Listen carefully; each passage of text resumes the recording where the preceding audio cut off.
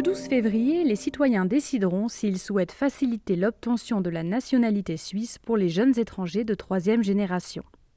En Suisse, l'acquisition de la nationalité est relativement restrictive.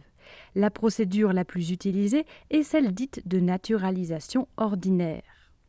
Les conditions de la Confédération ? Résider en Suisse depuis 12 ans, les années entre 10 et 20 ans comptent en double. Des critères de sécurité sont également pris en compte. Respecter les lois, ne pas représenter une menace pour le pays. Cantons et communes ont eux aussi leurs exigences, avoir vécu entre 2 et 6 ans sur leur sol. Les autorités vérifient la maîtrise de la langue et l'adaptation au mode de vie suisse. Cette procédure dure environ 3 ans.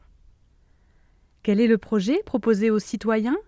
Actuellement, la naturalisation facilitée est ouverte aux conjoints étrangers d'un ressortissant suisse qui, entre autres critères, ont résidé en Suisse pendant 5 ans. Le nouveau projet s'ouvre aux jeunes étrangers de troisième génération, soit potentiellement 25 000 personnes.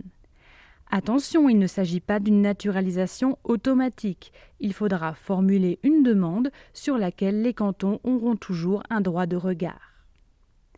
Prérequis à cette demande, les postulants doivent avoir un grand-parent ayant vécu en Suisse et ayant disposé d'un permis d'établissement, ainsi qu'un parent ayant fréquenté l'école en Suisse. Les candidats doivent être nés dans le pays, être âgés de moins de 25 ans et avoir accompli au moins 5 ans dans une école obligatoire helvétique.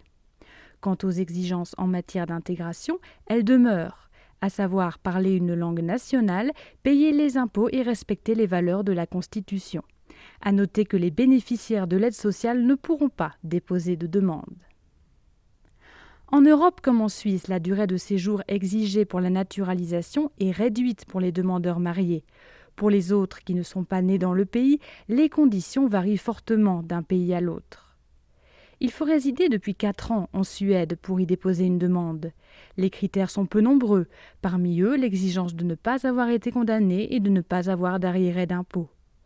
En France, 5 ans de résidence sont requis. Le candidat doit signer une charte des droits et devoirs, pratiquer la langue et justifier de bonnes mœurs.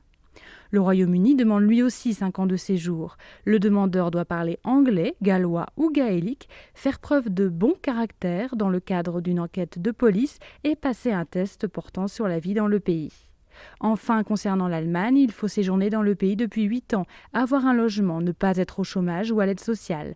Ce pays refuse la double nationalité pour la plupart des pays non européens.